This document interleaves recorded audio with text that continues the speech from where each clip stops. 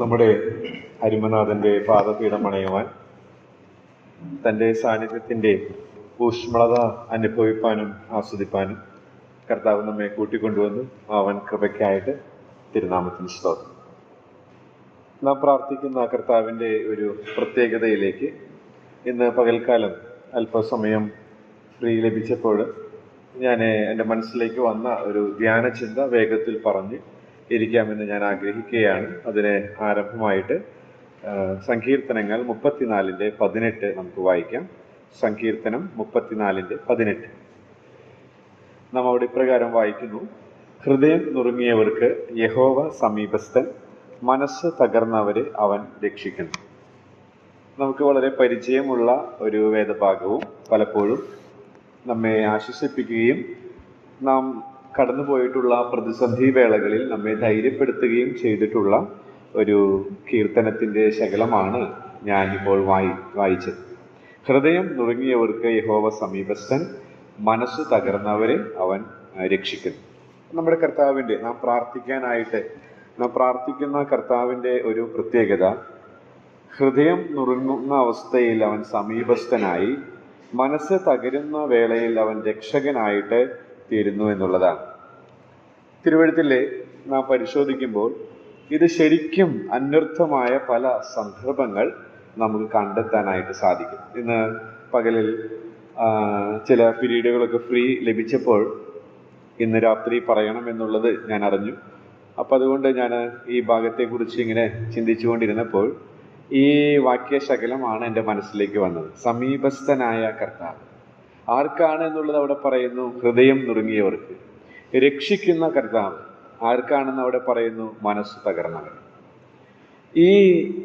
ഇങ്ങനെയുള്ള അവസ്ഥയിലൂടെ കടന്നുപോയ പലരെയും തിരുവഴുത്തിൽ നമുക്ക് കാണാൻ സാധിക്കും. പ്രത്യേകിച്ച് കർത്താവ് ഭൂമിയിലായിരുന്ന സന്ദർഭത്തിൽ അതിനുശേഷമൊക്കെ നമുക്കത് കാണാൻ സാധിക്കും. നമുക്കറിവുള്ള ചില സന്ദർഭങ്ങളിലേക്ക്, ഇതിന് സമാനമായ സന്ദർഭങ്ങളിലേക്ക് ഒന്ന് പോയി ഈ സത്യം എത്ര അന്വർത്ഥമായി ആ സാഹചര്യങ്ങളിൽ പരിവർത്തിച്ചു എന്നുള്ളത് ഒന്ന് ചൂണ്ടിക്കാണിച്ച് ഞാൻ വേഗത്തിലിരിക്കാമെന്ന് ആഗ്രഹിക്കുകയാണ്.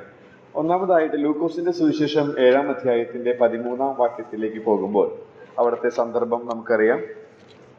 വിധവയുടെ മകൻ, ഏകജാതനായ മകൻ മരിച്ചു.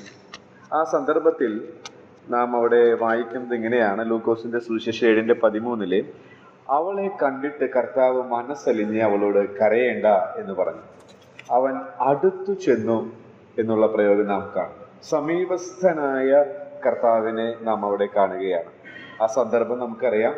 കരയുവാൻ ഒത്തിരി കാരണങ്ങൾ ആ വിധവയ്ക്കുണ്ട് എന്നുള്ളത് ഒരു വാസ്തവമാണ്. ഒന്നാമത് ആ സ്ത്രീ ഒരു വിധവയാണ് എന്നുള്ളത്. അന്നത്തെ പശ്ചാത്തല പ്രകാരം വിധവ എന്നുള്ളത് വളരെ പരിതാപകരമായ, ശോചനീയമായ, വളരെ സങ്കടകരമായ, ക്ലേശകരമായ അവസ്ഥയിലൂടെ കടന്നു പോകുന്ന അവസ്ഥ. രണ്ടാമത് ഏകജാതനായ ഒരു മകനാണ്, അവനിതാ മരിച്ചു. ഏറ്റവും വിഷമകരമായ സാഹചര്യമാണ്. മാത്രമല്ല ആ വിധവയുടെ മുൻപിൽ ഒരു സൊല്യൂഷനുമില്ല എന്നുള്ളത് നമുക്കറിയാം. അടക്കം ചെയ്യുക, ശേഷിച്ച കാലം തനിയെ ജീവിക്കുക എന്നുള്ളതാണ്. കൂടെയുള്ളവരും നിസ്സഹായരാണെന്നുള്ളത് നാം ആ ഭാഗത്ത് വായിക്കുമ്പോൾ നമുക്ക് മനസ്സിലാക്കാനായിട്ട് സാധിക്കും. എന്നാൽ ഹൃദയം നുറുങ്ങിയവർക്ക് യഹോവ സമീപസ്ഥൻ, മനസ്സ് തകർന്നവരെ അവൻ രക്ഷിക്കുന്നു. ഈ ഹൃദയം നുറുങ്ങിയ, മനസ്സ് തകർന്ന ഈ വിധവയ്ക്ക് സമീപസ്ഥനായി കർത്താവ് വന്നു. അവളുടെ കരച്ചിലിനെ സന്തോഷമാക്കി തീർത്തതായിട്ട് നമുക്കിവിടെ കാണാനായിട്ട് സാധിക്കും. നമ്മളും കടന്നു പോകുന്ന സാഹചര്യങ്ങൾ നുറുങ്ങുന്ന, തകരുന്ന ഒക്കെ വേളകളായിരിക്കാം. എന്നാൽ കർത്താവ് സമീപസ്ഥനായി അടുത്തുണ്ട്. അത് ശരിക്കും സെൻസ് ചെയ്ത് നമ്മുടെ കരച്ചിലിനെ സന്തോഷമാക്കി തീർക്കുന്ന, നമ്മുടെ വിലാപത്തെ നൃത്തമാക്കി തീർക്കുന്നത് ആസ്വദിച്ചറിയാനായിട്ട് ദൈവത്തിന്റെ ആത്മാവ് നമ്മെ സഹായിക്കുമാറാകട്ടെ.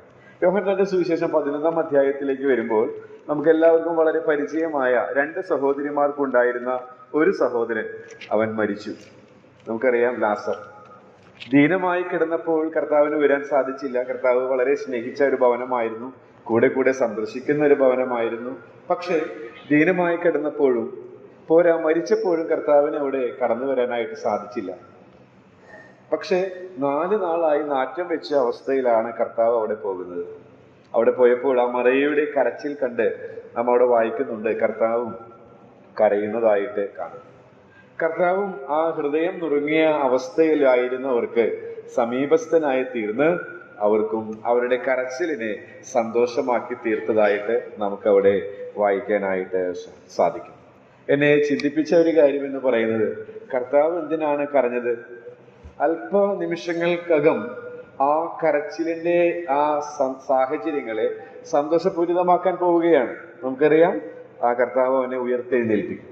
മരണത്തിന്റെ മേലും പാതാളത്തിന്റെ മേലും അധികാരമുള്ളവനാണ് നമ്മുടെ കർത്താവ്.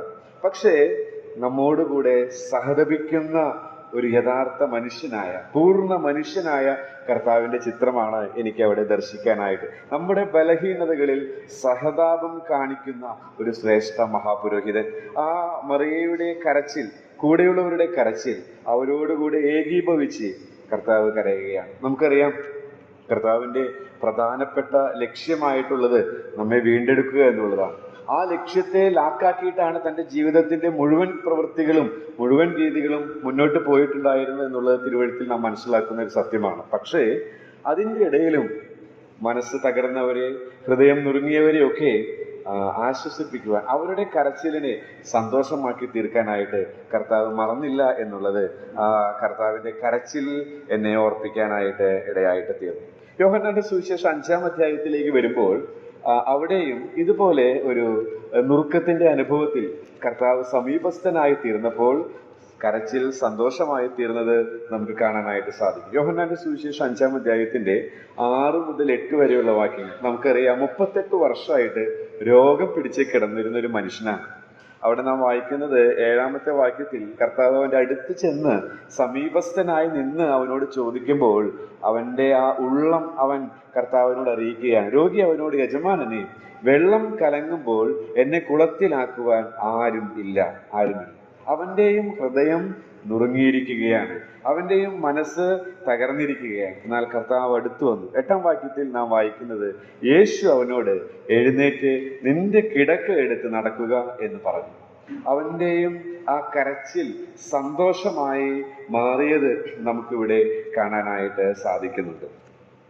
ഇതൊക്കെ കർത്താവ് മരിക്കുന്നതിന് മുൻപ് നമുക്ക് വേണ്ടി തന്റെ ജീവനെ കൊടുക്കുന്നതിന് മുൻപുള്ള സന്ദർഭമാണെങ്കിൽ, യോഹന്നാന്റെ സുവിശേഷം 20-ാം അധ്യായത്തിലേക്ക് വരുമ്പോൾ കർത്താവിന്റെ മരണ അടക്ക പുനരുത്ഥാനത്തിന് ശേഷം ഏകദേശം ഇതിന് ഹൃദയം നുറുങ്ങിയ, മനസ്സ് തകർന്ന അവസ്ഥയിലുള്ള മറിയയോട് കർത്താവ് പറയുന്ന, അല്ലെങ്കിൽ മറിയയ്ക്ക് സമീപസ്ഥനായി തീർന്ന രംഗം യോഹന്നാന്റെ സുവിശേഷം 20-ാം അധ്യായത്തിന്റെ 15-ാമത്തെ വാക്യത്തിൽ നാം വായിക്കുന്നുണ്ട്. മഗ്ദലക്കാരത്തി മറിയയാണ് ഇവിടെയുള്ള വ്യക്തിത്വം.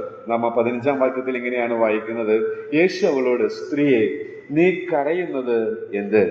ആരെ തിരയുന്നു എന്ന് ചോദിച്ചു. സ്ത്രീയെ, നീ കരയുന്നത് എന്ത്? കർത്താവ് ആ ഹൃദയ നുറുക്കത്തെ വിട്ട് കടന്നു പോകുന്നില്ല. നാം നേരത്തെ ചിന്തിച്ച സന്ദർഭങ്ങളെല്ലാം കർത്താവ് ഈ ഭൂമിയിലായി തന്റെ ശുശ്രൂഷ വേളയിലായിരുന്നെങ്കിൽ, ഇവിടെ തന്റെ ശുശ്രൂഷ തികച്ച് പിതാവിന്റെ അടുക്കിലേക്ക് പോകുന്നതിന് തൊട്ട് മുൻപ് ഹൃദയം നുറുങ്ങി. നമുക്കറിയാം, വളരെ ആഴത്തിൽ കർത്താവിനെ സ്നേഹിച്ച ഒരു വ്യക്തിത്വമായിരുന്നു മഗ്ദലക്കാരത്തി മറിയ. അധികം ഇളച്ചു കിട്ടിയവൻ അധികം സ്നേഹിക്കുന്നു എന്നുള്ള തിരുവഴുത്തിൻ പ്രകാരം വാസ്തവമായി ആഴത്തിലുള്ള സ്നേഹം മറിയയ്ക്കുണ്ടായിരുന്നു. ഇപ്പോഴിതാ താൻ ആരെ ആഴത്തിൽ സ്നേഹിച്ചുവോ ആ കർത്താവില്ല, ആ കർത്താവിനെ കാണുന്നില്ല. അത് അവളുടെ ഹൃദയ നുറുക്കത്തിന്റെ കാരണമായിരുന്നു. എന്നാൽ ആ ഹൃദയ നുറുക്കം കണ്ട് കടന്നു പോകാതെ കർത്താവ് അവളുടെ അടുത്ത് വന്ന് തന്നെ വെളിപ്പെടുത്തുന്നതായിട്ട് നമുക്ക് കാണാനായിട്ട് സാധിക്കും. നമ്മുടെ കർത്താവ് നമ്മളോട് കൂടെ സമീപസ്ഥനായി നമ്മുടെ നുറുക്കത്തിന്റെ, നമ്മുടെ തകർച്ചയുടെ അവസ്ഥയെ മറികടന്നു പോകുന്നവനല്ല എന്നുള്ളത് നമ്മെ ഈ മരിയാത്രയിൽ വളരെ ധൈര്യപ്പെടുത്തുന്ന ഒരു സത്യമാണ് എന്നുള്ളതിന് യാതൊരു സംശയമില്ല. എന്നാൽ റോമാലേഖനം 7-ാം അധ്യായത്തിന്റെ 24-ലെ പൗലോസിന്റെ ഒരു തകർച്ച, ഒരു നുറുക്കം നാം കാണുന്നുണ്ട്. അവിടെയും നാം വായിക്കുന്നത് ഇങ്ങനെയാണ്. റോമാലേഖനം 7:24 നാം ഇങ്ങനെ വായിക്കുന്നുണ്ട്. റോമാലേഖനം 7:24, അയ്യോ, ഞാൻ അരിഷ്ട മനുഷ്യൻ, ഈ മരണത്തിന് അധീനമായ ശരീരത്തിൽ നിന്ന് എന്നെ ആർ വിടുവിക്കും? നമ്മുടെ കർത്താവായ യേശുക്രിസ്തു മുഖാന്തരം ഞാൻ ദൈവത്തിനെ സ്തോത്രം ചെയ്യുന്നു. ഇവിടെ പൗലോസിന്റെ നുറുക്കമാണ്. നേരത്തെ നമ്മൾ ചിന്തിച്ച സന്ദർഭങ്ങളൊക്കെ ശാരീരികമായും മാനസികമായിട്ടൊക്കെയുള്ള വിവിധങ്ങളായ നുറുക്കങ്ങളാണ്. പക്ഷെ ഇവിടെ പൗലോസിന്റെ നുറുക്കം നാം ഇവിടെ കാണുന്നത് തൻ്റെ തെറ്റുകളെ കുറിച്ചുള്ള, തൻ്റെ അരിഷ്ട അവസ്ഥയെ കുറിച്ചിട്ടുള്ള നുറുക്കമാണ്. നമുക്കറിയാം, പൗലോസിനെ സംബന്ധിച്ച് വലിയ വലിയ ഗുരുതരമായ തെറ്റുകളൊന്നും ചെയ്യുന്ന വ്യക്തിത്വമായിരുന്നില്ല എന്നുള്ളത് തിരുവെഴുത്ത് നമ്മൾ വായിക്കുമ്പോൾ മനസ്സിലാക്കുന്നുണ്ട്. പക്ഷേ തൻ്റെ ചെറിയ തെറ്റിനെ വലുതായി കാണാൻ പൗലോസിന് കഴിഞ്ഞു. അത് തന്നെ നുറുക്കി.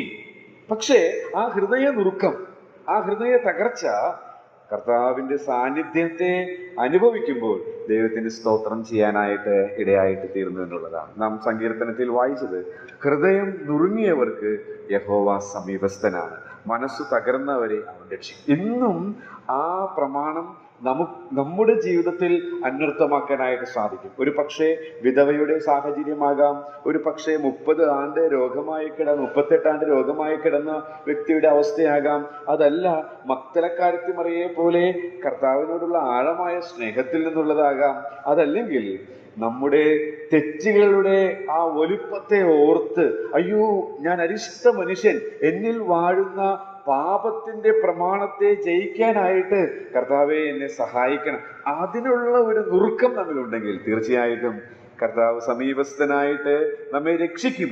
ഓരോ കാര്യങ്ങളിൽ നിന്നും നമുക്ക് വിടുതൽ നൽകുമെന്നുള്ളതിന് യാതൊരു സംശയമില്ല. നമ്മുടെ കർത്താവ് ഭൂമിയിലേക്ക് വന്നപ്പോൾ എന്തിനു വന്നു എന്നുള്ളത് മത്തായി സുവിശേഷം പുതിയ നിയമത്തിന്റെ ആരംഭ താളിൽ തന്നെ രേഖപ്പെടുത്തിയത് ഇങ്ങനെയാണ്: അവൻ തൻ്റെ ജനത്തെ പാപങ്ങളിൽ നിന്ന് രക്ഷിപ്പാനിരിക്കൊണ്ട്. കർത്താവ് വന്നത് നമ്മെ പാപത്തിന്റെ ശിക്ഷയിൽ നിന്ന് രക്ഷിക്കാനെന്ന് മാത്രമല്ല, അനുദിന ജീവിതത്തിൽ നാം നേരിടുന്ന ഈ പാപ പ്രമാണത്തോടുള്ള പോരാട്ടത്തോടുള്ള ബന്ധത്തിൽ അതിൽ നിന്നും നമ്മെ രക്ഷിപ്പാനായിട്ടാണ് കർത്താവ് വരാനായിട്ട്. ആ കർത്താവിന്റെ സാന്നിധ്യം ശരിക്കും നുറുങ്ങുന്ന അവസ്ഥയിലുള്ളവർക്ക് അനുഭവിച്ചറിയാനായിട്ട് സാധിക്കും. നമുക്ക് ആ നുറുക്കം അനുദിനം അനുഭവിക്കാൻ സാധിക്കുന്നുണ്ടോ? ലൂക്കോസിന്റെ സുവിശേഷം എടുത്തു വായിക്കുന്നില്ല, 5:31-32 നാം വായിക്കുന്നുണ്ട്, രോഗികൾക്കാണ് വൈദ്യനെ ആവശ്യമുള്ളത്, നീതിമാന്മാർക്ക് അവനെ ആവശ്യമില്ല. ആരൊക്കെയാണോ ദിനംതോറും അയ്യോ എൻ്റെ അരിഷ്ടാവസ്ഥയെ തിരിച്ചറിഞ്ഞ്, എൻ്റെ അരിഷ്ടാവസ്ഥ, ഞാൻ അരിഷ്ട മനുഷ്യൻ എന്ന് പൗലോസിനെ പോലെ തിരിച്ചറിഞ്ഞ് കർത്താവിന്റെ സന്നിധിയിലേക്ക് വന്ന് ഞാൻ രോഗിയാണ്, എനിക്ക് മാനസാന്തരം, എനിക്ക് സൗഖ്യം ആവശ്യമാണ് എന്ന് കർത്താവിന്റെ അടുക്കിലേക്ക് വരുന്നത്, അല്ലെങ്കിൽ അവന്റെ സാന്നിധ്യം അനുഭവിക്കാനായിട്ട് ആഗ്രഹിക്കും, അവർക്ക് തീർച്ചയായിട്ടും അതിൽ നിന്നുള്ള വിടുതൽ കർത്താവ് നൽകും എന്നുള്ളതിന് യാതൊരു സംശയമില്ല. ഒടുവിലായിട്ട് വെളിപ്പാട് പുസ്തകം 7:17 വരുമ്പോൾ നാം ഇന്ന് കർത്താവിനെ വിശ്വാസ കണ്ണുകളാലാണ് ആസ്വദിക്കുന്നത്, അനുഭവിച്ചറിയുന്നത്, അവന്റെ സാമീപ്യം രുചിച്ചറിയുന്നത്. എന്നാൽ വെളിപ്പാട് പുസ്തകം 7:17 നാം ഇങ്ങനെയാണ് വായിക്കുന്നത്: സിംഹാസനത്തിന്റെ മധ്യേ ഉള്ള കുഞ്ഞാട് അവരെ മേയിച്ചു, ജീവജലത്തിന്റെ ഉറവുകളിലേക്ക് നടത്തുകയും ദൈവം താൻ അവരുടെ കണ്ണിൽ നിന്ന് കണ്ണുനീരെല്ലാം തുടച്ചു കളയുകയും ചെയ്യും. ഇന്ന് പലതരത്തിലുള്ള സാഹചര്യ സമ്മർദ്ദങ്ങളാൽ, പ്രശ്നങ്ങളാൽ നമ്മുടെ കണ്ണുകളൊക്കെ നിറയുന്നു. പക്ഷേ ഹൃദയം നുറുങ്ങിയവർക്ക് യഹോവ സമീപസ്ഥൻ, മനസ്സ് തകർന്നവരെ അവൻ രക്ഷിക്കുന്നു എന്നുള്ളത് ആശ്ചര്യമായിട്ട് നാം വെളിപ്പാട് പുസ്തകത്തിൽ വായിച്ചതുപോലെ നിവൃത്തിയാകാനായിട്ട് പോവുകയാണ്. അവൻ താൻ തന്നെ സമീപസ്ഥനായി നിന്ന് നമ്മുടെ കണ്ണുനീരെല്ലാം തുടച്ചു കളയുന്ന ഒരു ദിനമുണ്ട്. ആ പ്രത്യാശയിൽ നിറഞ്ഞവരായി നമ്മുടെ ഈ അല്പകാലത്തെ പ്രയാസങ്ങളും വിഷമങ്ങളും കരച്ചിലുകളും സന്തോഷമായി എണ്ണിക്കൊണ്ട് അനാഥന് പ്രസാദമുള്ള ജീവിതം നയിക്കുവാൻ, അങ്ങനെയുള്ള ജീവിതത്തിൽ നിന്ന് ഉയരുന്ന പ്രാർത്ഥന കഴിക്കാനായിട്ട് ദൈവത്തിന്റെ ആത്മാവിനെയും നിങ്ങളെയും സഹായിക്കുമാറാകട്ടെ.